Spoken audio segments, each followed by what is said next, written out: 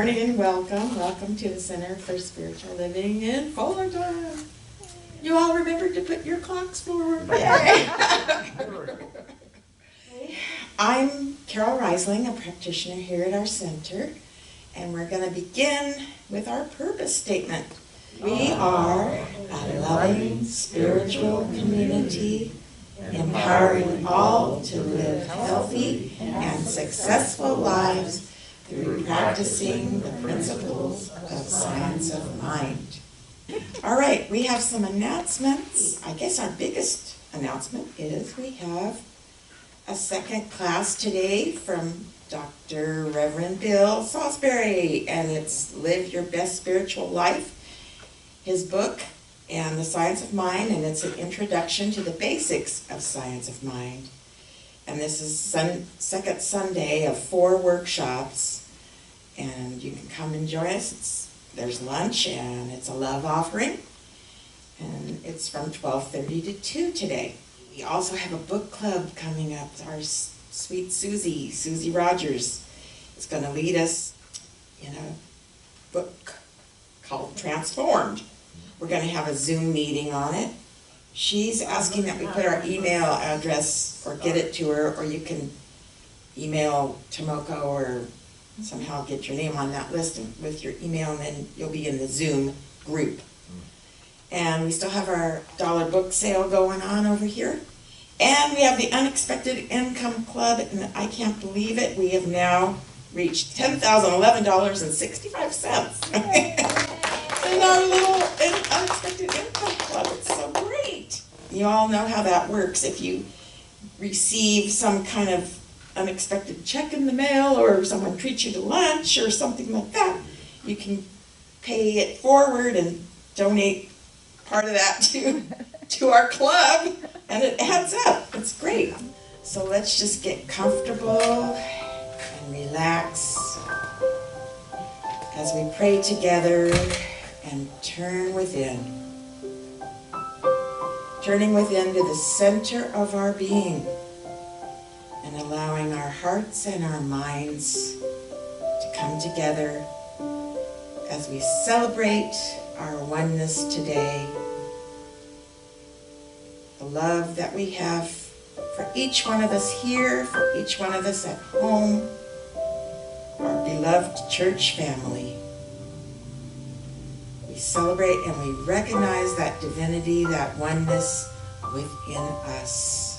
And we know that we are all connected no matter where we are.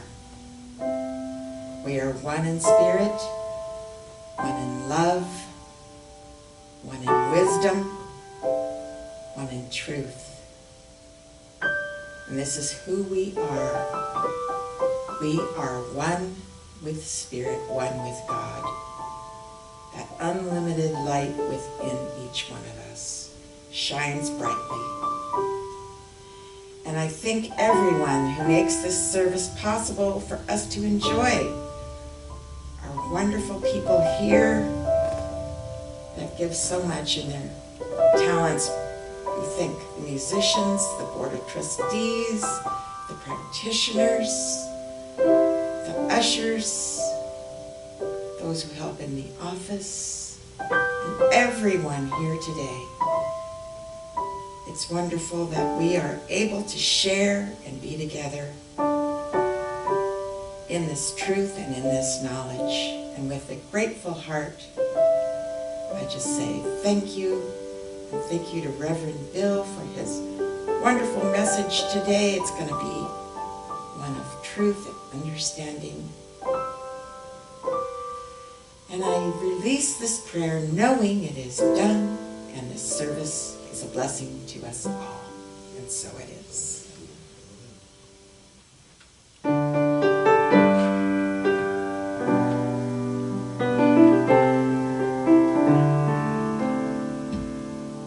I need to be still, let God love me. Need to be still, let God love me. When this old world starts to push and shove, much of me. I need to be still, let God love me.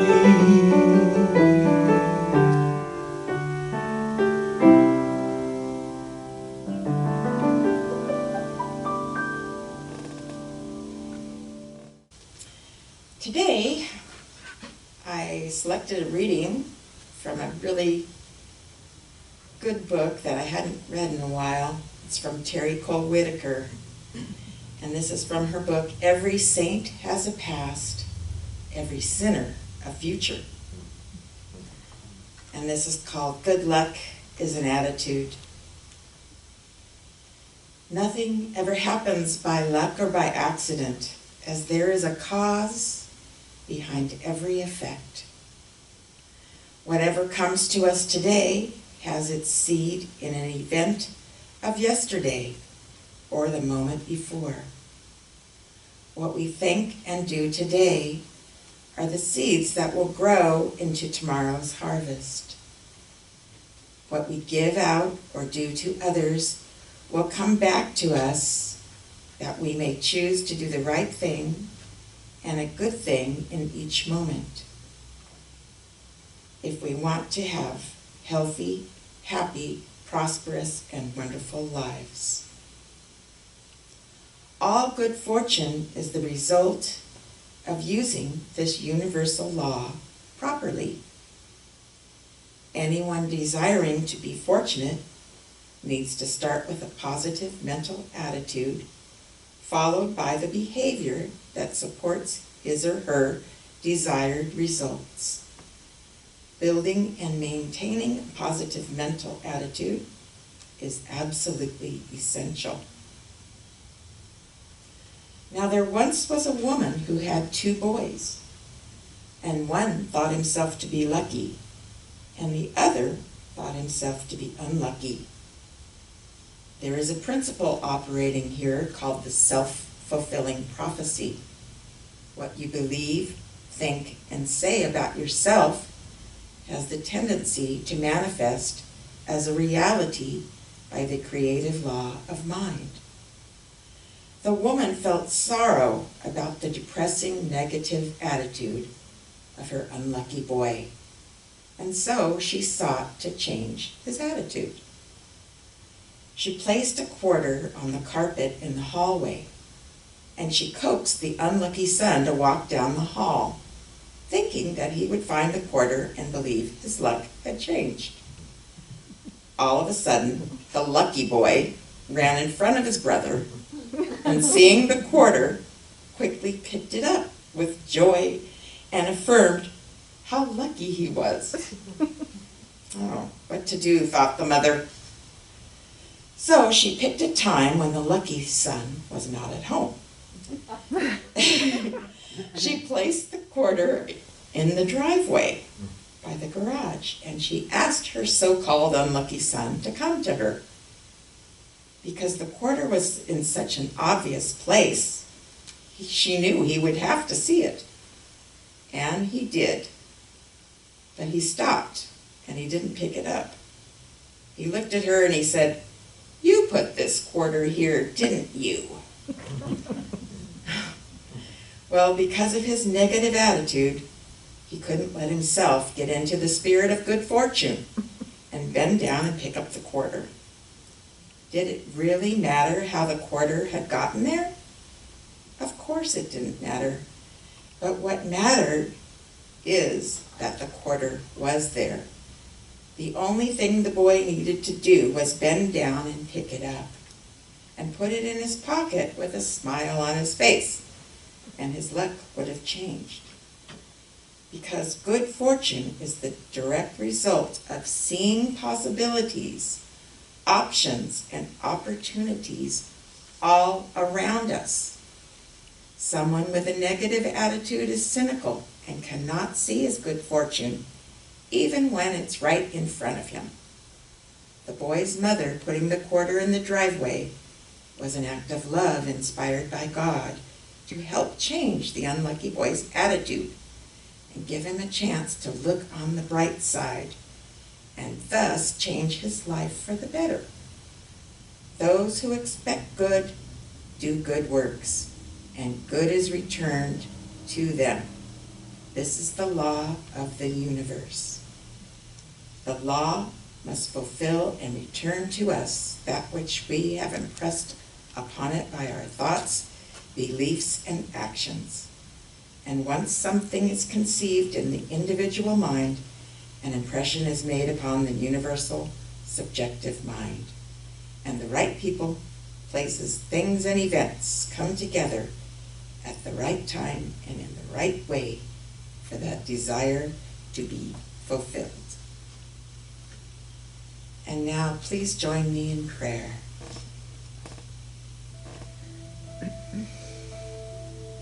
And just knowing and sensing that right here, right now, God is the one power and that one presence, that one divine source, the light and the love of our being, that power for good that is within us and surrounds us. It is the power that each and every person has available to them. We just need to reach and tap into it. This is the one truth of our being. This is the one, the all in all. And this is who we are. And in this awareness, I claim that this good is ours today, and that today is a day filled with love and blessings and aha moments. We are loving and we are fortunate to have this truth as our source. We're grateful for this power, use this power for good in our lives, and we share this good with others. We move forward with a smile on our face and love in our hearts.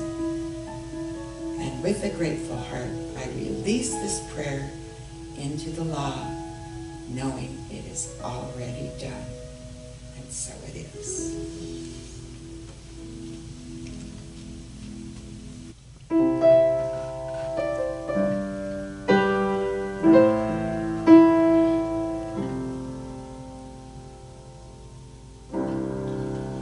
There is one love,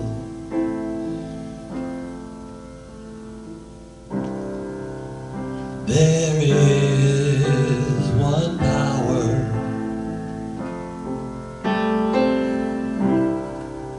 there is one life eternal.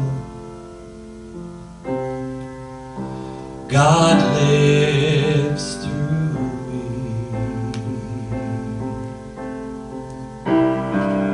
There is one love,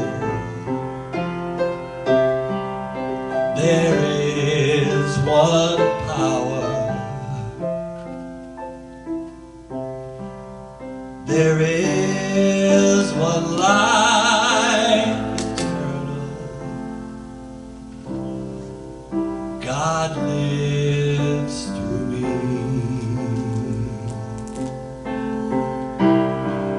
God lives through me.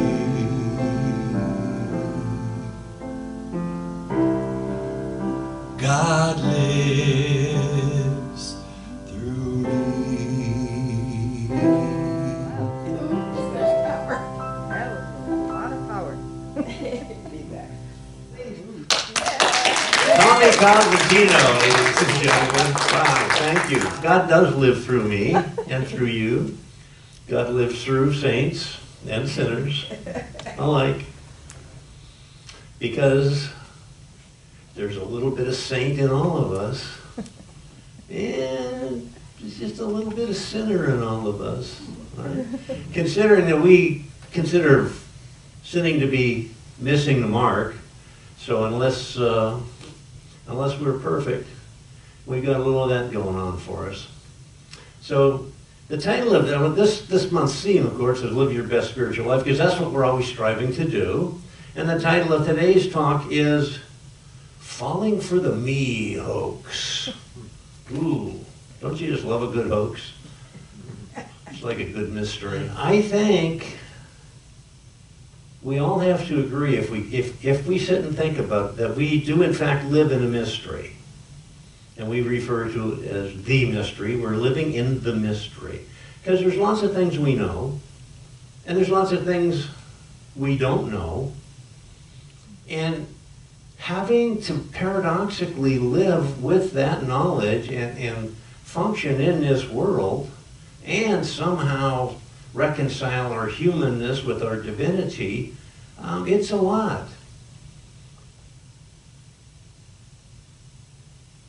And we do have our saints every once in a while, don't we? You know, the religious community talks about the communion of saints. Is that a familiar term? The communion of saints, and of course, if you're speaking to a member of the church, I suppose they would tell you that all of the saints in all of time, which is what the communion of saints would include, those past, as in used to be here, now are dead, and those future who haven't quite come into manifestation in that particular incarnation yet. And they'll tell you that, of course, the head of the community of saints is Jesus. I'm not so sure that we should have a hierarchical sense of a communion of saints. Aren't we all divine equals? Aren't we all born from that same power and presence? Aren't we all made from the same stuff? And that kind of takes me to this me hoax. Now, I'm sure initially it started out as just being part of the mystery. One thing, we don't know how people got here. Do we know how people got here? One theory is that we began as single-cell organisms that either came out of the water or out of the trees, or I don't know. If you were a Youngbloods fan, you're talking about, he who left me here. So maybe we all came down on a big space bus and were dropped off from some other time and place. I mean, who knows? But the one thing we do know is that we've had an opportunity. If there was a time when there were only 2 people on the planet, and they were on a safari in the jungle, and all at once a lion spotted them and started chasing them, and they turned to run, I'm sure one said to the other, God, I don't know if we can outrun this lion. And the other one said, I don't need to outrun the lion. I only need to outrun you. That's so old. But that's how old this whole hoax thing is. Because if that had turned out differently, and they had realized that each of them was part of the same being, there wouldn't have been any need for the fear of me coming out of this okay. And if it doesn't work for you, sorry, too bad. But when we talk about that communion of saints, we're talking about it in terms of that wisdom tradition. Okay? We don't spend a great deal of time or pages in history books or spiritual or religious books talking about those things that didn't particularly work and applauding those people who did those things who didn't really work. You know what I'm saying? We talk only about the things that helped us forward in our progress, in our evolution. And sometimes, it's tough to remember that evolution can only be because of involution. Okay? We are involved. We have involved within us that divinity, that spark of God, that course of life without which nothing can ever be. And it's once we open to that awareness of that involution, we can then progress onward and upward into that evolution that we're so big on talking about sometimes. But we can't do that if each one of us, especially from the time of the first two guys, if each one of us is thinking about me, and I am different, and you are different, and we are other, how are we ever going to evolve into our greatest yet to be? How are we ever going to get, we talk about a world that works for everybody. We talk about how perfect life would be if everybody loved everybody else. But then somewhere along the line, here came that hoax. And it's been perpetrated upon us from the second we were born. Well, not the first second, but probably about the second or third day after the glow wore off and the lack of sleep caught up with our parents. And pretty soon we're hearing about, you are different in this regard, and he or she is different in that regard, and everybody's different. And that doesn't necessarily have to be just me, this person, you, that person. Because there's not very much, it's a very small step from the hoax that I am different from everybody else to the position that, well, my school is different than every other school. My city's different than every other city. My club is different than every other club. My country is different than every other country. My culture, my race, my language, my ethnicity, my gender is different than everybody.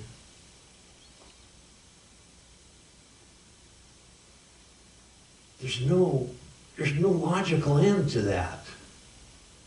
Is there? The only logical end would be something that cannot possibly be. The logical end to that line of thinking is that all these separate entities eventually just grow so far apart that they just disappear or blow up because there's no way of sustaining that.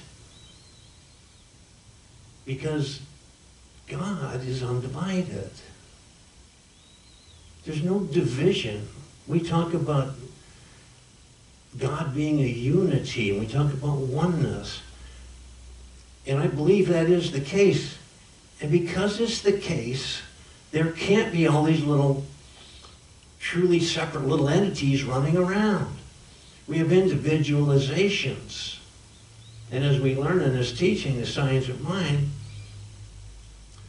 we are not using the greatest artist, the greatest musician, the greatest composer, the greatest anybody in any field of any time never created something out of nothing. All we get to do, and what we get to do, is we get to use that amount of the creative process that is what life and God and spirit is all about. We get to use that amount of it that we can recognize and avail ourselves of. So, I'm not much of an artist. And I attribute that to the fact that, well, I haven't really got rid of those blocks to artistry that for somehow, somewhere along the line came to be in me. Maybe it was because my first stick pictures got ridiculed in preschool. I don't know. Who knows why we don't do something. So we do know that all the creativity in the world doesn't work for us unless we allow it to work through us. And that too is one of the basic premises of the science of mind. We have a tendency to think that we live in a normal world. Ordinary. Everything's ordinary, except every once in a while something percolates up that grabs our attention and seems to be fantastic, seems to be out of the ordinary. We even have those experiences, don't we? That somewhere in the middle of our ordinary life, we'll be doing something or be thinking about something or be somewhere and enjoying some sort of thing, usually in nature, when all at once we realize that, yeah, I'm a part of this. I'm not just a part of it, I am this. And I get to experience it at my level, but the fact is, I am the whole thing, and so is everybody. We are all part of, remember, there's only one life. That life is God. That life is perfect, that life is my life now. And we say that so often, thanks to our founder, Ernest Holmes. But sometimes we just need that reminder. Sometimes we need to just stop and think, this is it. It's not out there. It's not off in the distance somewhere. Aren't we sometimes in a hurry to get to the future? Yeah. There can only be one reason for that. The only reason that we could be in a hurry to get to the future is that we think for some reason that there's something, some point in the future is more important than what we're doing right now. It's more important than who we are and where we live and what we think and who we love and how we see the world. But here we are. We've had lots of future moments come and go, and probably they didn't hold the promise of what we thought we were rushing into. And the only way they can hold that promise is how? If we plan for that by addressing our thoughts right now.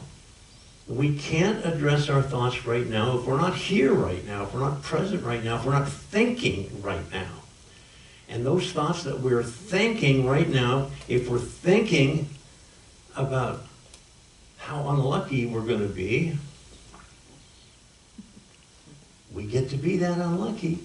If we're thinking about how great life is and how lovely the world is and all of us in it, that's what's going to turn out to. The one thing about this spiritual law is this. It's going to give us exactly what we demand from it. Remember, we don't get what we want. We get what we expect. So, in the example from your Terry Cole Whitaker reading of the son that expected all the bad things to happen, or the lucky things to not happen, got exactly that. And the one who expected to have the good things happen got exactly that. Once again, it's like gravity, electricity, it's like anything else, any other principle. When we plug into that principle, the principle doesn't say, gee, are you sure that's what you want? No, it doesn't work like that. When we plug into the principle that is life, that is creation, that means that what we put into that mold, if you will, in that fertile ground, that is the ground, the consciousness from which all things come, when we put in that the picture of what we want, what we are expecting, that's what comes back. It doesn't get tweaked. There's not some little demiurge up there, some little mini-god saying, well, I don't know, maybe we should tweak this a little bit. Maybe you want happiness on, alternate days and not so much on other days. It doesn't work like that. And as long as we're thinking that we are different from everybody else, we're going to end up getting those things back, because that's what the spiritual law does. It gives us what we think. Our thoughts become those things. And I can't even describe how systemic this is in our world. not just our world. When I would say our world, I'm not just talking about Orange County or, the U.S. or any particular geographical kind of area. I'm talking about people and the people everywhere. I saw on YouTube the other day this little thing about the first black woman astronaut going to the space station. I didn't even know where to start beginning to unpack that.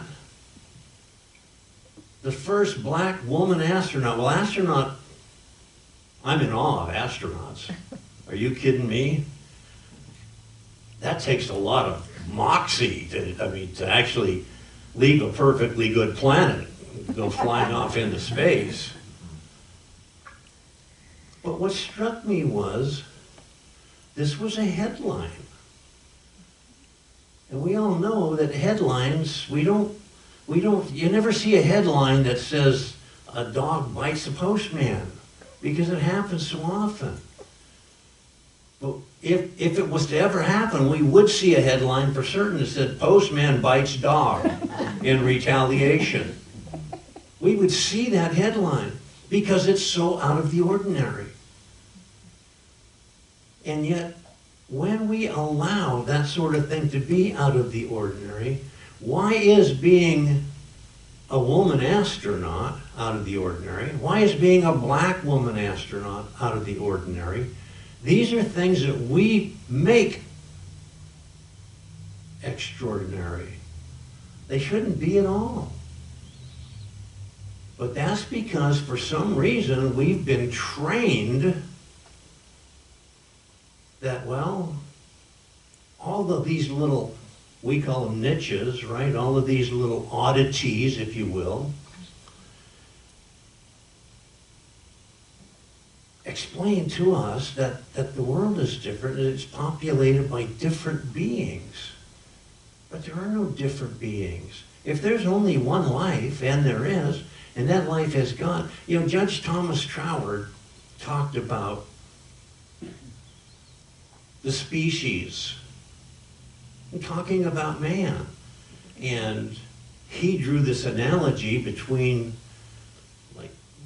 sea life and human beings. In sea life, there's so many gazillions and billions and quadrillions of fish being born all the time.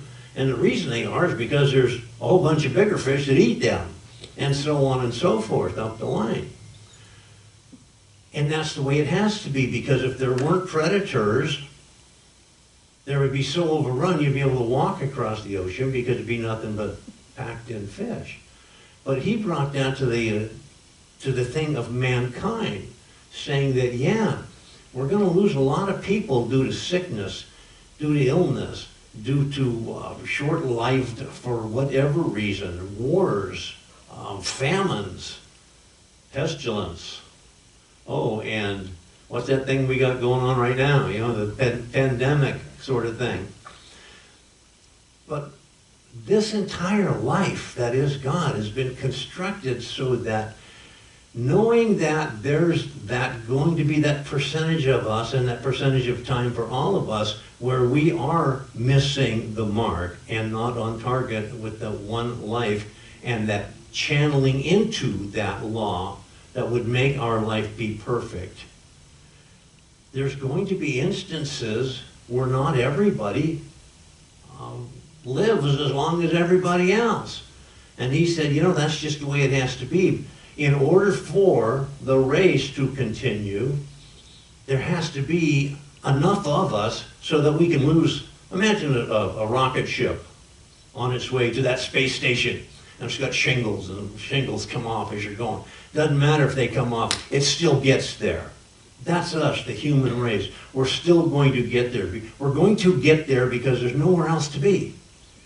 We are going to get back to our place of existence, which is that consciousness that is God, regardless of whether we are attending to it or not. Because life is good. everything that happens ultimately is for good. And there will be a time, speaking of unordinary things, you know, they say that it was the Big Bang, just a singularity, that a little perk, a little percolation from that coffee pot of consciousness, and poof, everything exploded.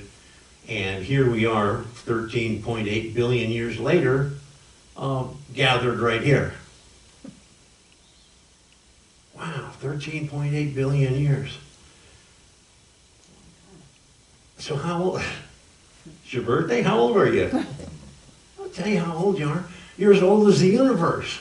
We're as old as the universe. And we were all born at the same time because we are all born to be the body of God. So I've got hopefully 5 fingers on each hand or 5 toes on each foot. So I've got all kinds of little different things going on in this one body. And that's kind of like we are in the body of the world. We are all just individualized usages of that creativity and that consciousness and that beingness that God is.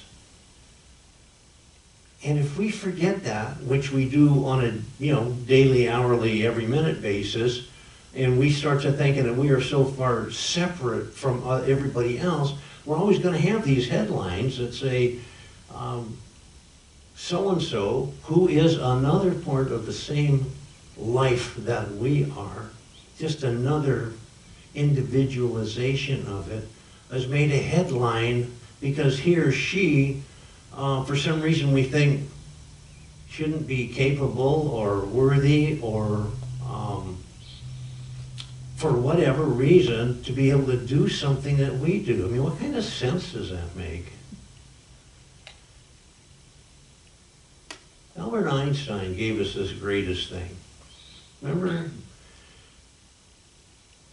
Now, I'm not going to pretend I could sit down and read his theory of relativity, but, I mean, we all know the bottom line, right? Energy equals mass.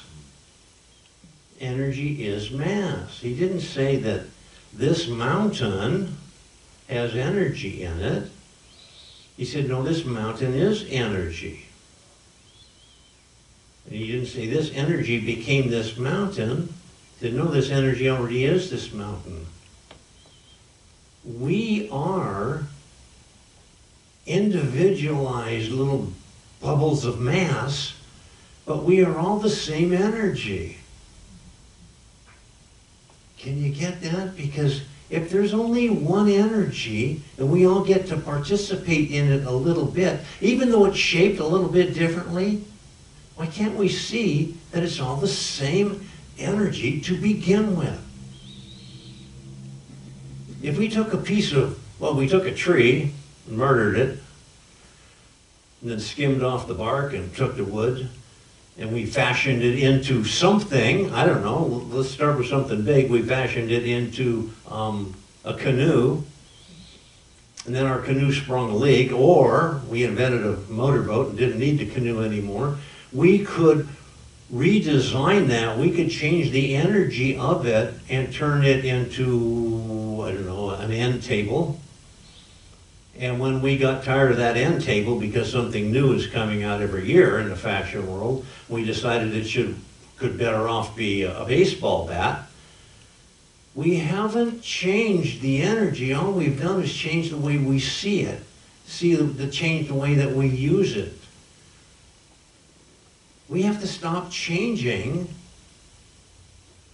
the energy such that we think that it's different energy that flows through you and me and everybody else, because it's not. It's the one energy. It's the energy of God. It's the energy of that consciousness that grounds all being. It's that energy that once upon a time existed without us, and somewhere in the future is going to exist without us, but it's not going to change. And we're not going to change. We will change our physical aspect, but that energy that is you, that is me, that divine energy, that light in God that we are, is not going to change. We're as old as the universe, and we're going to get to be as old as it ever gets to be. So happy birthday. All we have to do is put the me aside and talk about the we. So with that in mind, I'd like to just take a moment and know that in this energy, and by the same token that mass is energy and is interchangeable, it's identical, that energy is love, and it is the same, and it is identical, and it is interchangeable. And when we ask, what does love ask? The answer is clear. Love asks that we live in love, that we live for love, that we act with love and through love, and that energy is what makes the entire world go around. And when our love is seemingly individualized and kept to ourselves, it's of no value. But when pooled and put together in that community of saints and spirits that we are, there's no limit to what it can do. So no, we affect this melding, merging back into that infinite, eternal consciousness by simply treating one heart at a time. Showing each heart that it is not a standalone, that it's not by itself, that it's not having to reinvent everything in life every day, because we are part of that overall consciousness that God is. And that being the case, we know that we can use that law that is part of that spiritual package, and we can determine our world by simply using that law with love and having it produce that which we want, which is that unity, which is that non-dualism, which is that we are all in this together mode.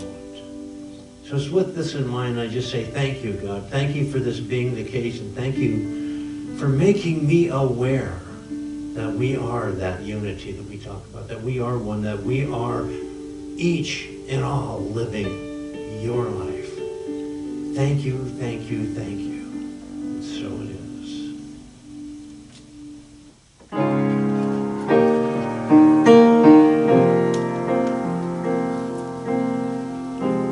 I'm thankful, so grateful.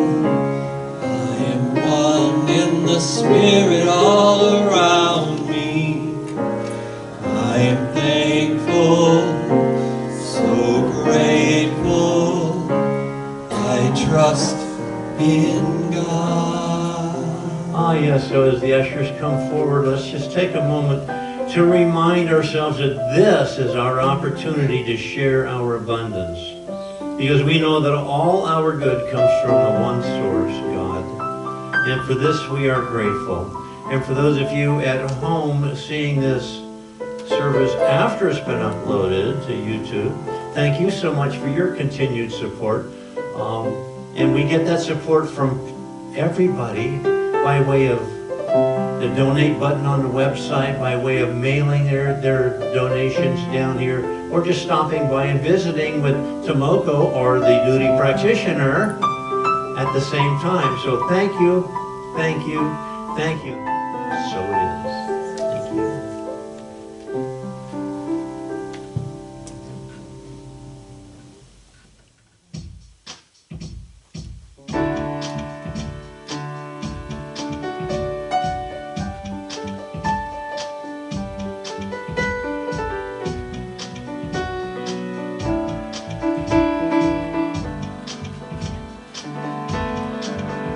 This day is a witness to my sacred purpose.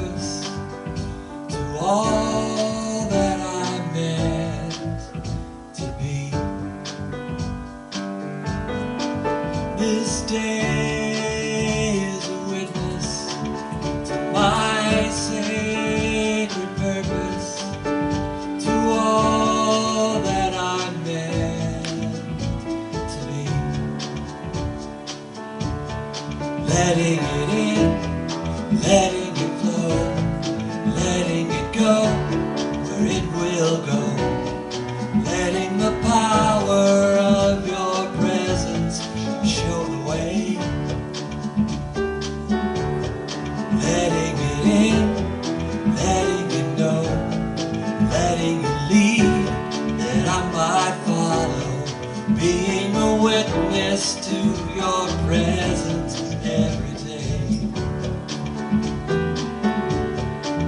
This soul is a witness to my holy purpose, to all that I'm born to be. This soul is a witness to my holy purpose, to all that I'm born to be. Letting it in, letting it flow, letting it go where it will go, letting the power of your presence show the way. Letting it in, letting you know, and letting you lead, that I might follow, being a witness to your presence every day. This life is a witness to my rightful purpose, to all that I've come to be. I will bear witness to your love. I will bear witness to your love. I will bear witness to your love for all my life. I will bear witness to your love. I will bear witness to your love. I will bear witness to your love for all my life. I will bear witness to your love. I will bear witness to your love. I will bear witness to your love for all my life.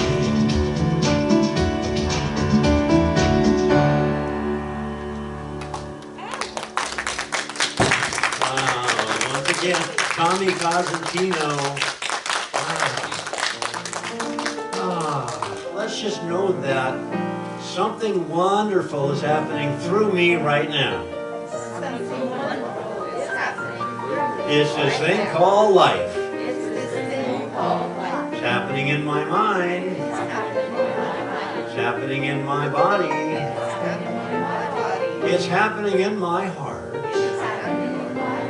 I know it. I feel it. I believe it. Because I'm one with it. Thank you, God, in me.